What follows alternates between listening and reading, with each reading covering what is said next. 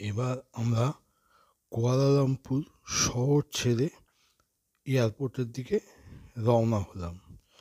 যদিও এই শহরের মানে সেন্ট্রাল স্টেশন থেকে ডাইরেক্ট ওদের ওই মোনোরেল আছে এয়ারপোর্ট অবধি, তবে আমরা গাড়িতেই রওনা হয়েছিলাম। তবে শহর থেকে এয়ারপোর্টটা বেশ দূর। যেতে প্রায় 45 মিনিট। এইটা একটা স্টেডিয়াম। প্রায় 45 মিনিট থেকে 1 ঘন্টা তো সময় লাগবেই। চারপাশে সুন্দর মানে সাজানো চলাচলা রাস্তা, বেশ গাড়ি বেশ জোরেই চলে। সেগুলো আপনার দেখতেই পাচ্ছেন, চারপাশ থেকে কি সুন্দর দৃশ্য দেখা যায়। যেতে বেশ মানে ভালোই লাগে চারপাশের দৃশ্য দেখতে দেখতে।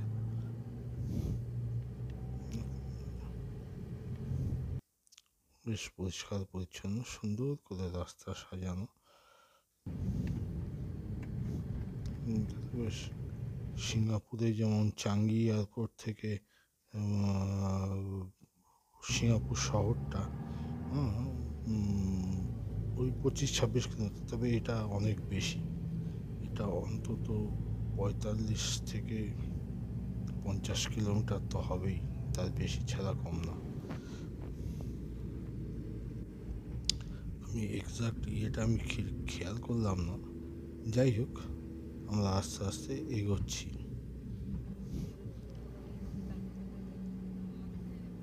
রাস্তায় স্টেডিয়ামটা তো দেখালাম, আরও অনেক কিছু।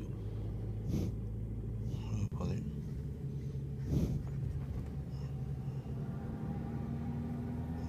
খুব সুন্দর সাজানো গোছানো, বেশ যেতে দৃশ্যগুলো দেখতে বেশ সুন্দর লাগে। আমরা ক্রমশই এগিয়েই চলেছি। এয়ারপোর্ট এখনো আরও কিছুটা দূরত্ব আছে, প্রায় আমরা কাছাকাছি চলে এসেছি। এবং বিভিন্ন ওদের ওই ইন্ডিকেটার দিয়ে দিয়ে রাস্তায় মার্কিং করা রয়েছে, কাজে আপনার পৌঁছাতে খুব একটা অসুবিধা হবে না। আর এখন তো গুগল ম্যাপ ফলো করলেই চলে আসা যাবে। আর এই হচ্ছে আমরা এয়ারপোর্টে ঢুকছি, এন্ট্রান্সে দেখতে পাচ্ছেন। আমরা এয়ারপোর্টের ওই টার্মিনাল 2-তে এসে পৌঁছে গেলাম। যদিও আমাদের প্লেন ছেড়েছিল টার্মিনাল 1 থেকে, কিন্তু এখানে এসে এখান থেকেই আমাদের ওই বোর্ডিং পাস এবং ইমিগ্রেশন করে তারপরে আমরা টার্মিনাল 1-এ ওখান থেকেই বাস পাওয়া হয়েছে, মানে ওদেরই এয়ারপোর্ট অথরিটিরই বাস। সেই বাসে করে আমরা টার্মিনাল 1-এ চলে গিয়েছিলাম। এই হচ্ছে টার্মিনাল 2 থেকে মানে এন্ট্রান্সটা। এখানে এসে আমাদের গাড়ি দাঁড়ালো। আমরা এবার এয়ারপোর্টের ভেতর ঢুকছি। এখানে লিফট আছে, লিফটে করে ওপরে 3 তলায় চলে যাচ্ছি। আর ঠিক এর ওপরেই দোতলাতেই ওই স্টেশন রয়েছে, মনোরেলের স্টেশন। যেখানে এই যে এখানে মনোরেলের ইয়ে রয়েছে, এখানে ট্রেন এসে যায়। এইবার আমরা ওই মানে একদম ওপরে মানে 3 তলায় চলে এসেছি।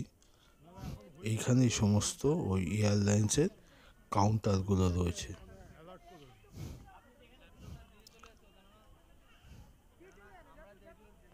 এই এয়ারপোর্টটাও বেশ বড়,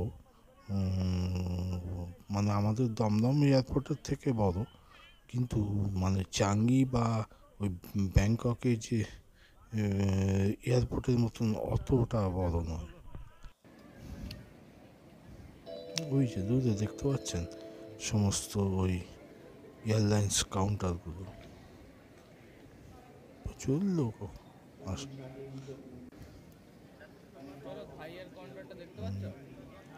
এবার আমরা ওই এয়ারলাইন্সের, মানে আমরা থাই এয়ারওয়েজে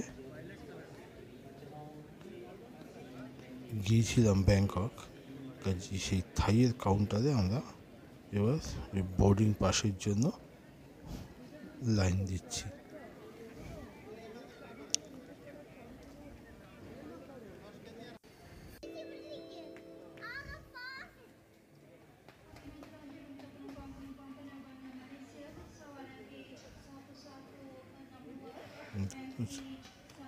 চারপাশটা আমি দেখানোর চেষ্টা করছি যতটা পারছি। এবার আমাদের ইমিগ্রেশন, এইবার আমরা এই টার্মিনাল 1 থেকে আমরা বাসে করে, এই টার্মিনাল 2 থেকে আমরা বাসে করে টার্মিনাল 1-এ যাচ্ছি। আমাদের এখানে ইমিগ্রেশন এবং বোর্ডিং পাস নেওয়া হয়ে গেছে। এই আমরা টার্মিনাল 1 এসে পৌঁছে গেছি। এইবার এইখানেই আমাদের মানে সিকিউরিটি চেক হয়ে আমরা প্লেনে উঠব। এবার আমি ওই টার্মিনাল 1টাই আপনাদের দেখানোর চেষ্টা করছি। একদম সাজানো গোছানো বিরাট এয়ারপোর্ট।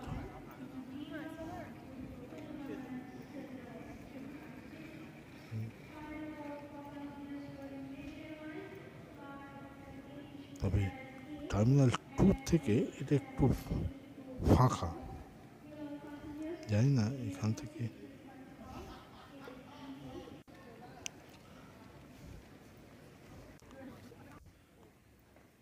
বিভিন্ন সাইড থেকে আমি যতটা পারছি দেখানোর চেষ্টা করছি।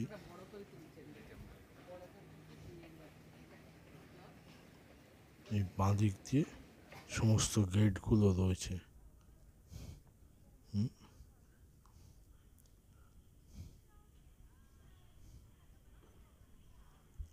এটা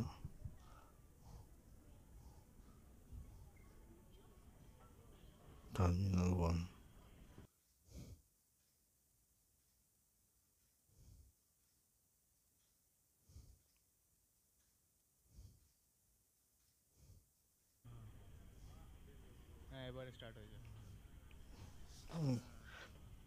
তবে এখানে আরেকটা জিনিস বলে রাখি, এখানে যে চার্জিং পয়েন্টগুলো আছে এখানকার পোর্টগুলো একটু ডিফারেন্ট টাইপের। মানে এখানে চার্জার দরকার হয় না, মানে চার্জার দরকার নয়, শুধু কেবলটা ওই কম্পিউটারের ইয়েতে যেরকম ব্যবস্থা আছে সেই রকম। সেখানে পয়েন্টটা ঢুকিয়ে দিলে আপনার চার্জিং শুরু হয়ে যায়। এইবার আমরা মানে আমাদের প্লেন ওই ট্যাক্সিওয়ে থেকে ইয়ে করে মানে মেন ইয়েতে যাচ্ছে, মানে ওখান থেকে টেক আপ করবে বলে আস্তে আস্তে এগোচ্ছে রানওয়ের দিকে।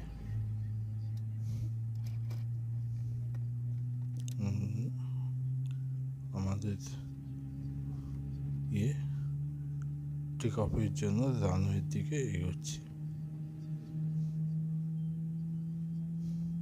চারপাশের বিভিন্ন ওই এয়ারক্রাফটগুলো দাঁড়িয়ে আছে, কিছু ছাড়বে বা মেনটেন্যান্স বিভিন্ন ইয়ে করার জন্য আমরা মেন রানওয়ের দিকে এগোচ্ছি।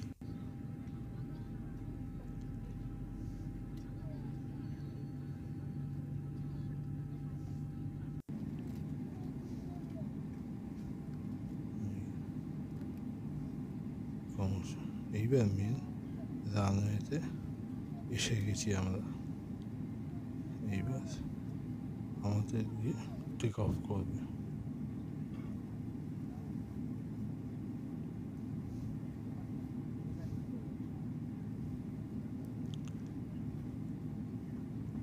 এইবার আমরা ইয়েতে এসে পৌঁছে গেছি, ব্যাংকক সুবর্ণভূমি এয়ারপোর্ট। এই যে রানওয়েতে ল্যান্ড করার পর আস্তে আস্তে ও ট্যাক্সিওয়ের দিকে এগোচ্ছে। ওই অ্যারো ব্রিজের দরকার হবে বলে।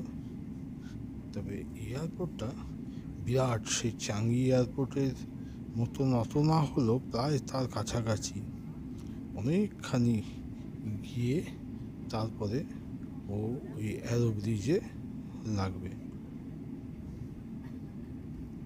অ্যারো ব্রিজে আসতেই প্রায় মিনিট 15-20 সময় লেগে গেল।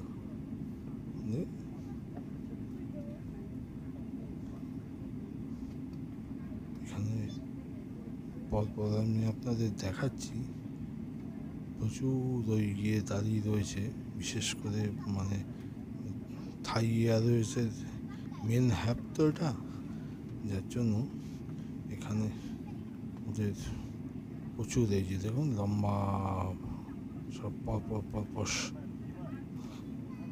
লাইন দিয়ে দাঁড়িয়ে রয়েছে।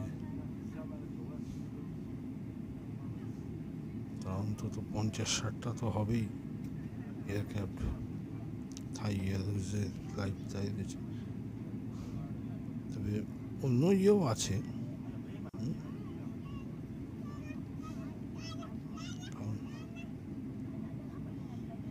ব্যাংকক যেহেতু থাইল্যান্ডের রাজধানী, কাজে এখানটা এবং বড় এয়ারপোর্ট, ওই জন্যই থাই এয়ারওয়েজের মেন ইয়ে।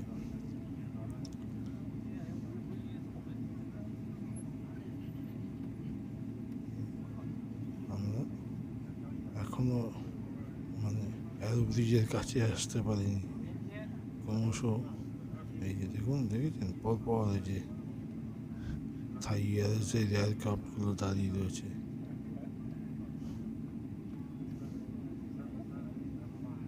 প্রচুর ফ্লাইট এখান থেকে, বেশ ব্যস্ত এয়ারপোর্ট। মানে ঠিক আমরা এইসব এয়ারপোর্টগুলো না দেখলে ঠিক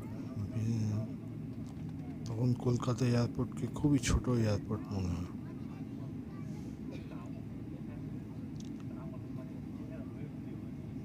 সব থাই এয়ারক্রাফটগুলো সব পরপর দাঁড়িয়ে আছে। এইবার আমরা অ্যারো ব্রিজ দিয়ে মেন গেটে ঢুকে গেছি। এইবার আমরা ওই ইমিগ্রেশনের জন্য এগোচ্ছি। তাও ওখান থেকে অনেকখানি, প্রায় 1.5-2 কিলোমিটার তো হবেই, হেঁটে গিয়ে তবে ইমিগ্রেশন কাউন্টার পড়ে।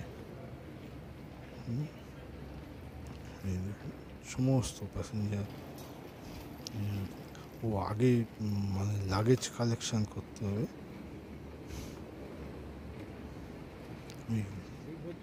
ইয়ে থেকে বেরিয়ে তারপরে লাগেজ কালেকশন অবশ্য করছে, এই নিচে নেমে গিয়ে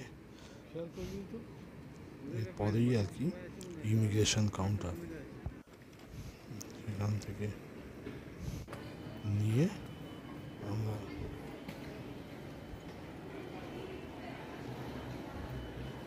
লাগেজ কালেকশনের জন্য এগোচ্ছি।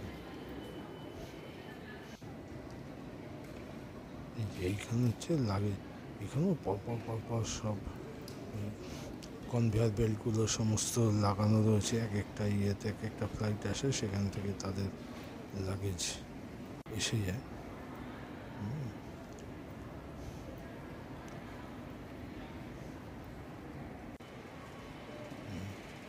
এই লাগেজ আমাদের নেওয়া হয়ে গেছে। এইবার আমরা মানে এখান থেকে আমরা ইন্ডিগো ফ্লাইট ধরেছিলাম, অতএব ওই ইন্ডিগোর কাউন্টারের দিকে আমরা এগোচ্ছি। এটাও তো বেশ বড়, বেরিয়ে আবার মানে ঢুকতে হলো আমাদের। ওই ট্রানজিট ভিসা আমাদের দিল, দিয়ে আমরা আবার মানে এয়ারপোর্টের ভেতরে মানে ইন্ডিগোর কাউন্টার গিয়ে ওখান থেকে বোর্ডিং পাস কালেকশান করে তারপরে আমরা কলকাতার উদ্দেশ্যে রওনা হব। কাজেই এখন ওই তারই প্রসেসিং চলছে আর কি, মানে এগিয়ে যাচ্ছি আমরা ওই ইন্ডিগোর কাউন্টারের দিকে, যে ওখান থেকে তো আমাদের মানে বোর্ডিং পাস কালেকশান করতে হবে। এগিয়ে চলেছি। বিশাল অর্থ এবং ইয়ে সত্যি দেখার মতন।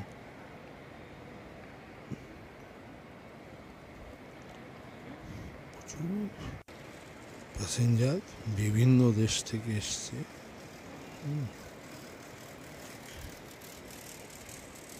আমাদেরকে বোঝা যায় না যে কত বড় একটা এয়ারপোর্ট এবং কি তার কর্মকাণ্ড দেখতে পাচ্ছি। মানে হেঁটে হেঁটেই অন্তত প্রায় 4-5 কিলোমিটার হাঁটাই হয়ে গেল।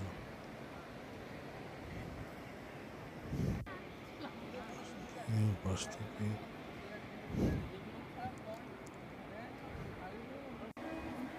এই যে এইবার আমরা ইন্ডিগোর কাউন্টারে এসে পৌঁছেছি।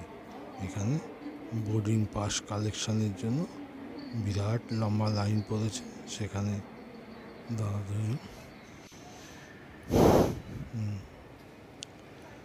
এই সমস্ত কাউন্টারগুলো সব লম্বা দাঁড়িয়েছে পর।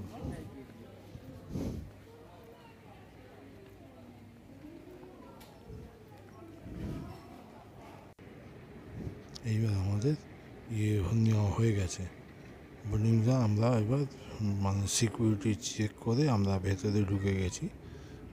আমাদের বোধহয় 6 নম্বর ইয়ে থেকে আমাদের ফ্লাইট আছে, অতএব আমরা সেই গেটের দিকে এগিয়ে যাচ্ছি।